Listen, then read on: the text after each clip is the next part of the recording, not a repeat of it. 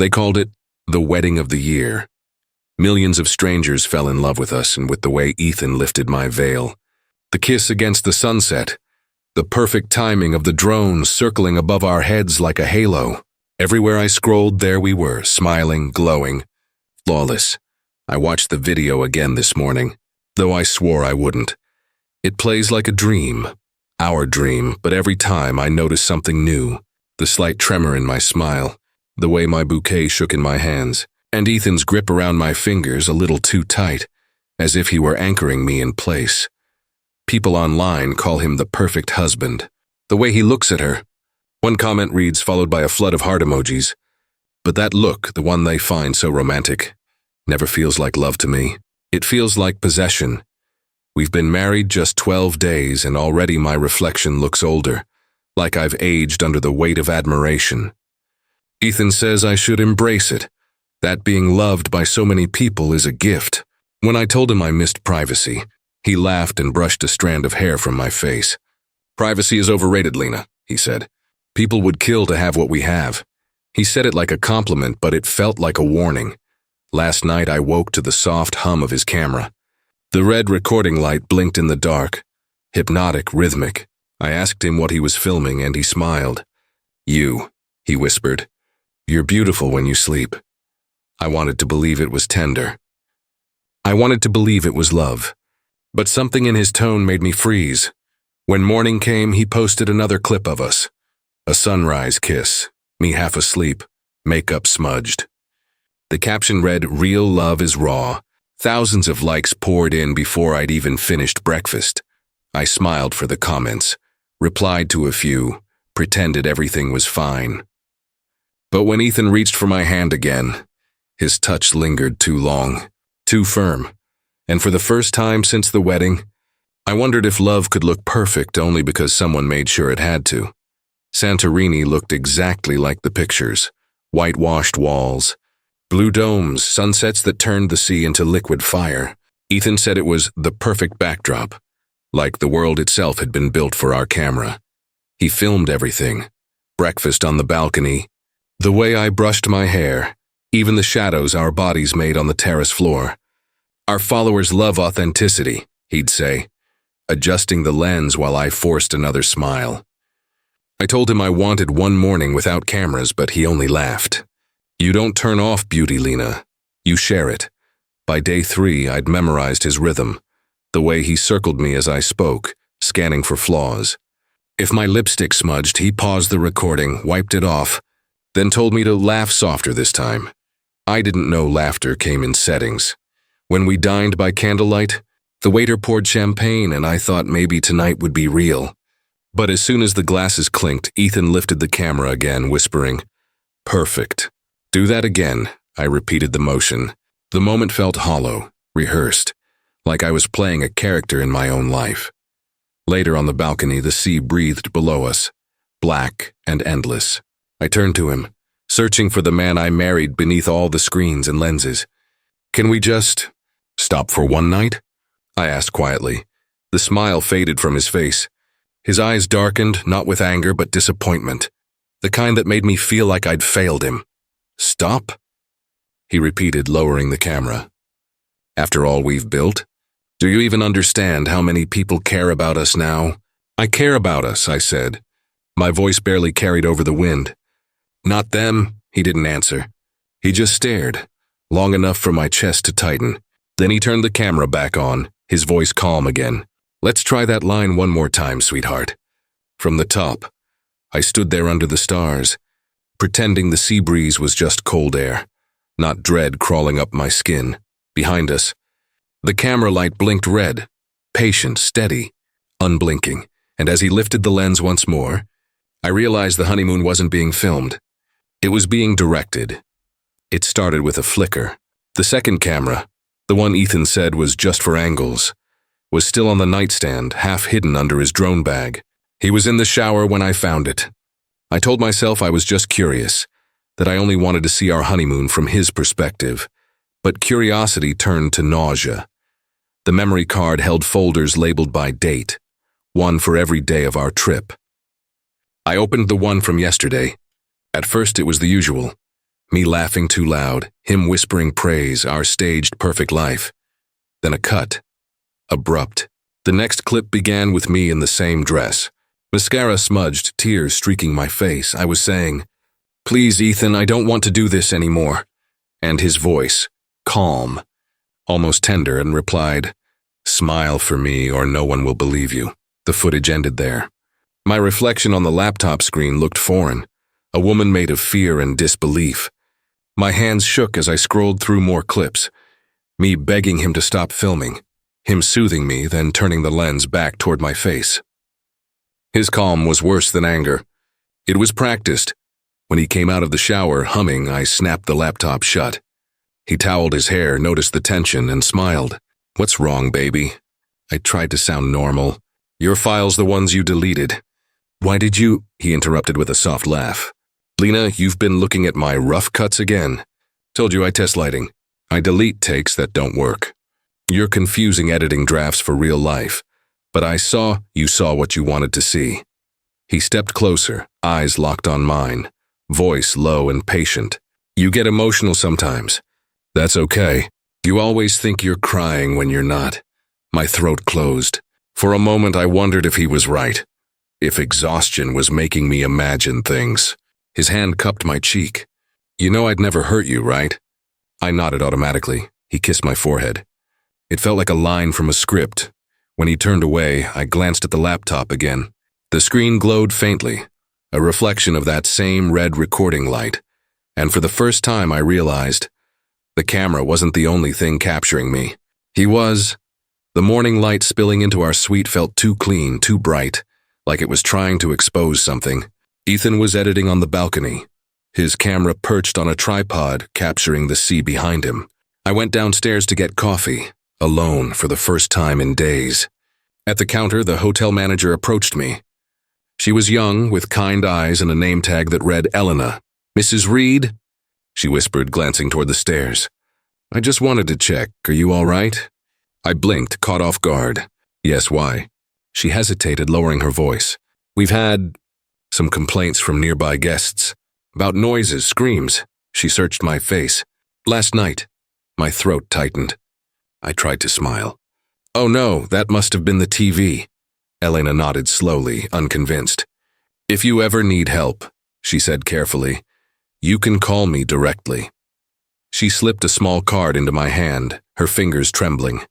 "Room 12, extension 9. I tucked the card into my pocket just as Ethan's voice cut through the lobby. "Lena."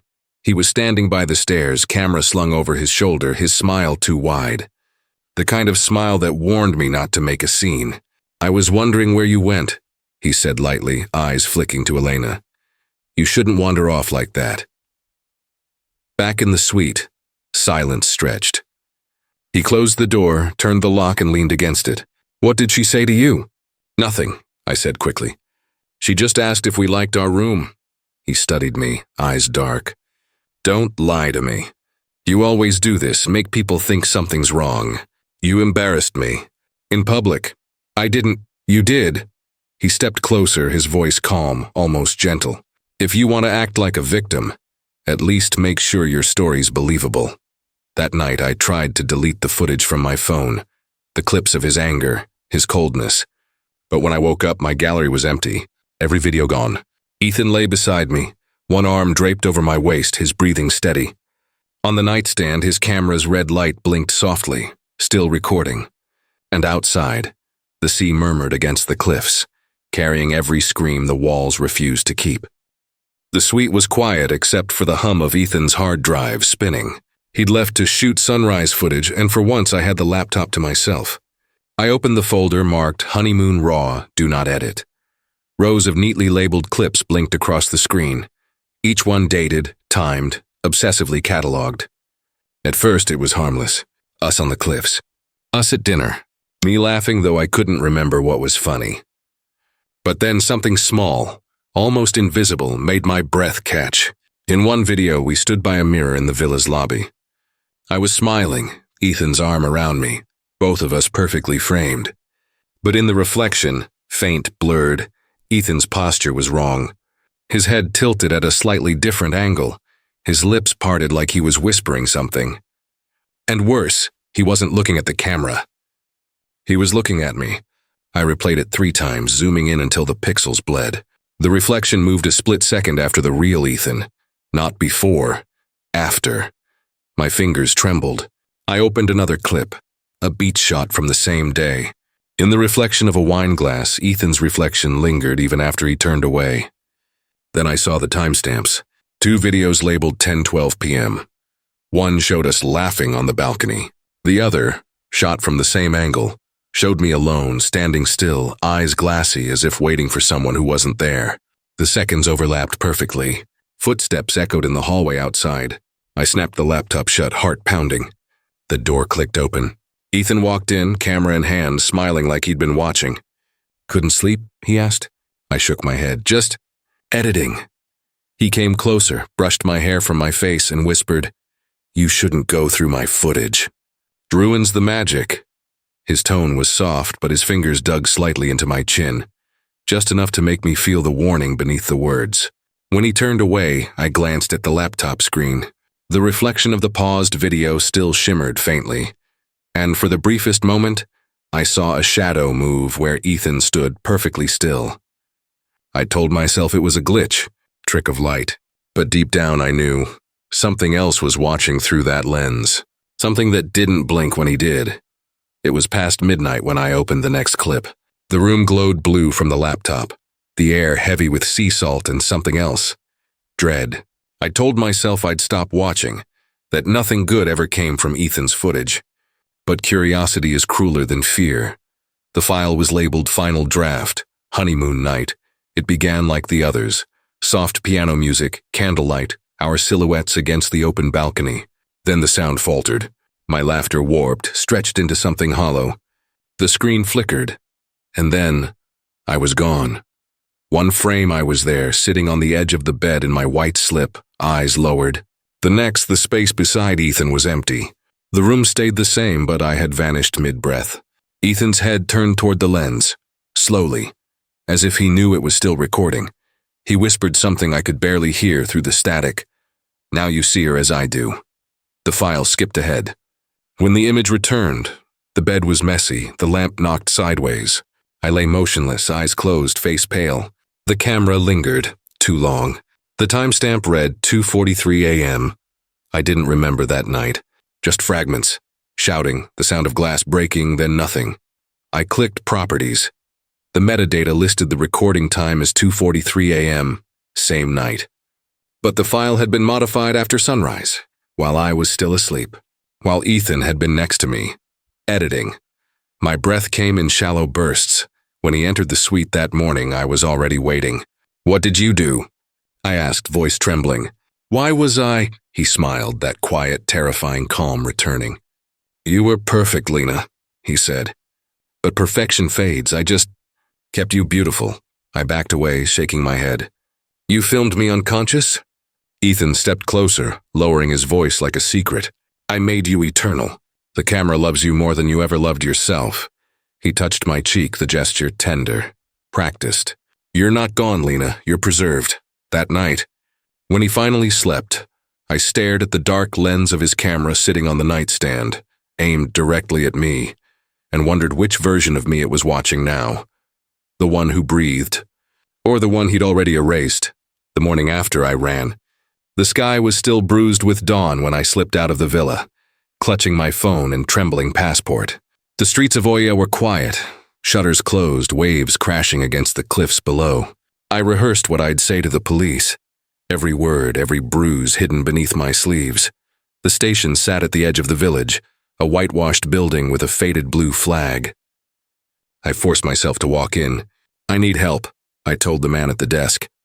"My husband, he's filming me without consent." "I think he's—" "Mrs. Carter?" A voice interrupted. I froze. Ethan stepped out from the back office, his expression perfectly composed. "I was so worried," he said softly, like he was comforting a child. "She's been under a lot of stress since the wedding." The officer, a middle-aged man with kind eyes dulled by routine, sighed. "Your husband already came in, ma'am. Said you were having difficulties. Honeymoon stress, yes?" "No," I snapped. "He's lying. There are videos." Ethan placed a gentle hand on my shoulder, and the officer's gaze shifted. Sympathy replaced by polite discomfort. "Maybe you should rest, Mrs. Carter," he said. "These islands, they can overwhelm some people." I stared at him, words turning to ash in my mouth. Ethan thanked the officer, signed something in Greek, and guided me outside. His hand never left my back, "You see?" he murmured once we reached the car. "Even they can't help you if you don't help yourself." I said nothing. I couldn't. His calm was more terrifying than rage. That night, as he showered, I searched the villa for hiding spots, under floorboards, inside drawers, behind paintings. I found one behind a loose plank near the bed and slipped my passport inside, wrapped in tissue. Then I sat in the dark, listening to the sea beyond the balcony and the faint hum of his camera charging. I realized escape wouldn't come from calling for help. It would come from silence, from pretending to be what he wanted, until he stopped watching. A week later, I woke to the sound of my phone vibrating endlessly. Notifications flooded the screen. Messages, tags, comments. "You're trending again," one friend had written, followed by heart emojis. For a heartbeat I didn't understand. Then I saw the title on YouTube, "Their Fairytale Honeymoon Official Montage," uploaded by Ethan Carter. My stomach dropped. The thumbnail was a still of me in a white sundress, smiling on the cliffs, sunlight in my hair, his arm around me. I pressed play. Soft piano music played beneath a montage of blue seas and laughter. But as the video unfolded, the cracks began to show. In one clip, my smile didn't quite reach my eyes. In another, I flinched when his hand brushed my arm. The transitions were seamless, too seamless.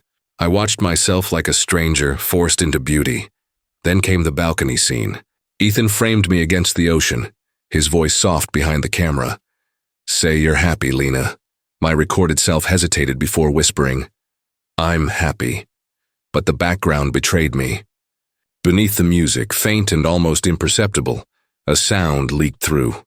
Soft sobbing, timed between cuts. In the comment section, people were already dissecting it. Is she crying? Look at 214, her reflection looks terrified. Maybe it's part of the art?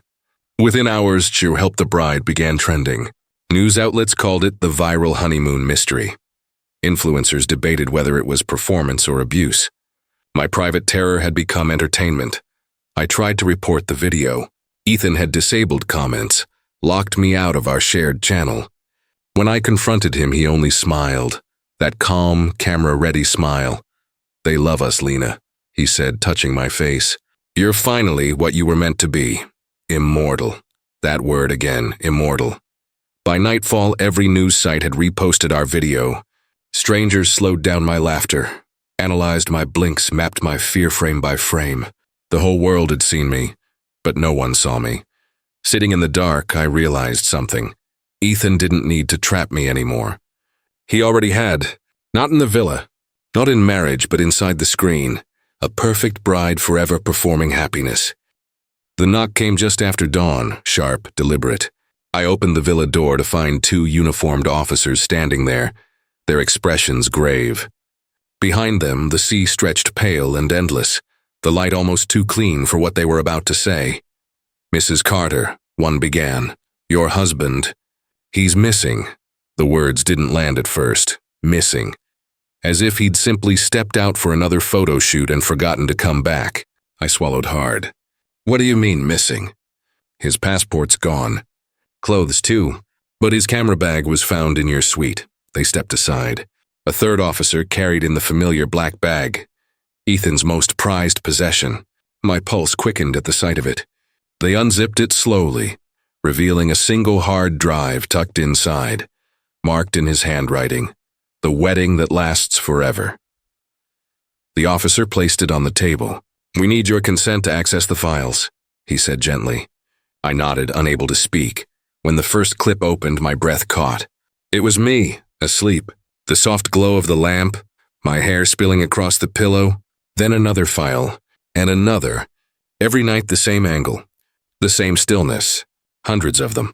The officers exchanged uneasy looks. I could feel their discomfort thickening the air. What was he doing? One murmured. I didn't answer. I couldn't tear my eyes away. Then came the final video, dated the night before he vanished. The image was darker this time, his reflection faintly visible in the mirror opposite the bed. The camera tilted slightly, catching his face, smiling. He whispered something I could barely make out. "No, you'll never leave the frame." The screen cut to static. For a long moment, no one spoke. The only sound was the surf outside, crashing endlessly below the cliffs.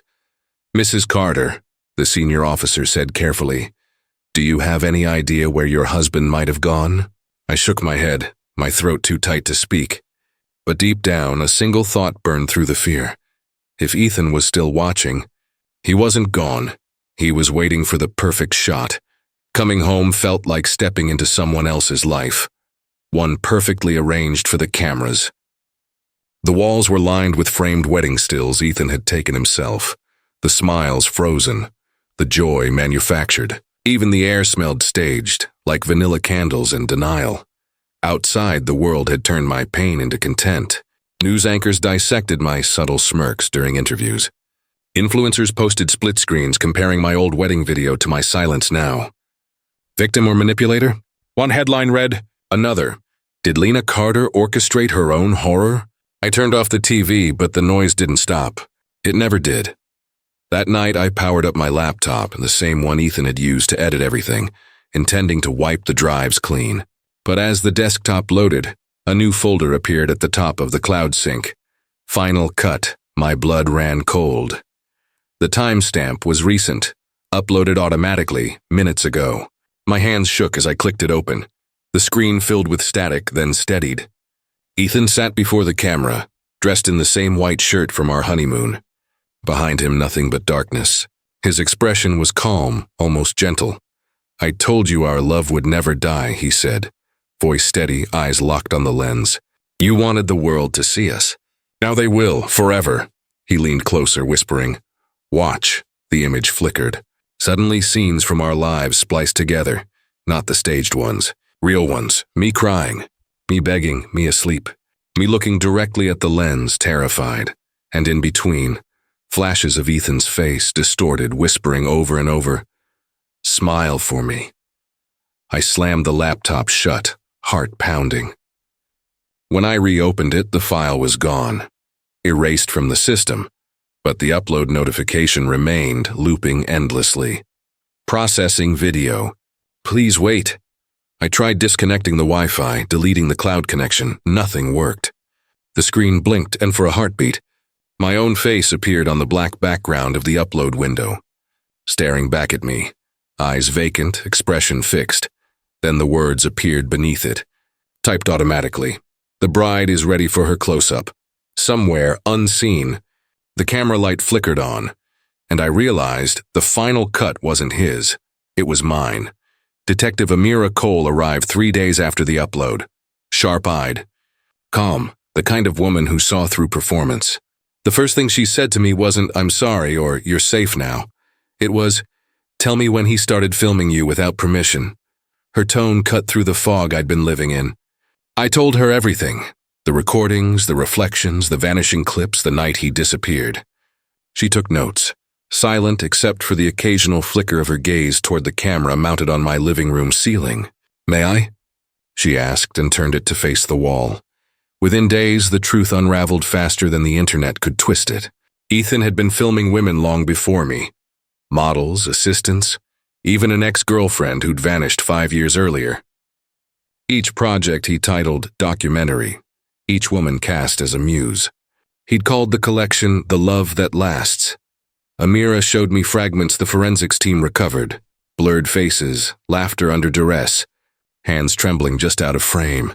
"You're the only one still alive," she said quietly. The words didn't comfort me. They felt like a sentence. Outside, the world didn't see a survivor. They saw a mystery that refused to end. Commentators debated my tears. Conspiracy threads suggested I'd helped him. Some even said the final cut upload was mine. Proof of guilt disguised as grief. Every time I opened my phone, autoplay videos chased me. Ethan's smile, my screams buried under soft piano music, strangers slowing down my blinking frame by frame. I tried deleting every account, but the algorithms wouldn't forget me. One night, Detective Cole called. We traced an IP address, she said. The last upload didn't come from Greece. It came from your house. I froze. From my what? Her voice dropped to a whisper. Unplug every device. Don't go near the screens. The line went dead. I turned toward the living room. The TV off moments ago glowed faintly. Static hissed. Then Ethan's voice, faint, affectionate, recorded long ago, echoed through the room. Smile for me. Lena, and in the reflection of the dark screen, just behind me, something shifted. It's been 6 months since the last upload. The police closed the case, the internet moved on, and Ethan became another ghost in the algorithm. Replayed, re-edited, forgotten. But I still hear him in every silence. Every time a notification pings, my pulse spikes like a warning. I've learned how to live quietly. How to disappear without dying. Detective Cole checks in sometimes. Her message is short. Stay offline. But she doesn't understand, and the story isn't done until I finish it myself. He always said every frame needs closure. So tonight I set the tripod facing the sea, the same horizon where our honeymoon began. The wind tastes like salt in endings. I adjust the focus until my face sharpens on screen. For the first time, there's no makeup, no rehearsed smile. Just me. Hello, I whisper. You wanted the perfect ending. So I'm giving it to you. The red recording light blinks, steady, rhythmic, almost like a heartbeat. I tell the camera what I've never told anyone. How he trained me to perform grief and joy for the lens. How he made me believe that love meant visibility. That I only existed when he filmed me. I describe the nights he edited reality into perfection, cutting away the bruises, the fear, the truth. Then I lift the camera and turn it toward the open balcony. The moonlight glints off something silver. Ethan's wedding ring, suspended by fishing line above the crashing waves. It swings softly, catching the reflection of the recording light like a heartbeat returned. This, I say, my voice calm now, is the last shot.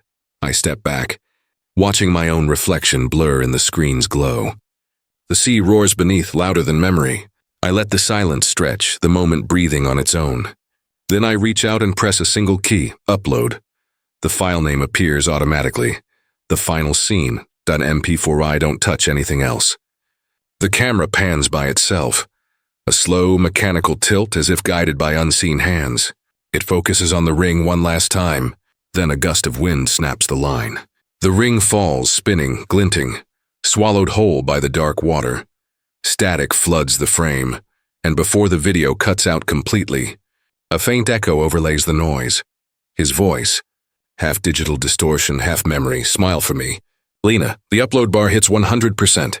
The screen fades to black. The world waits to see if it was art or confession.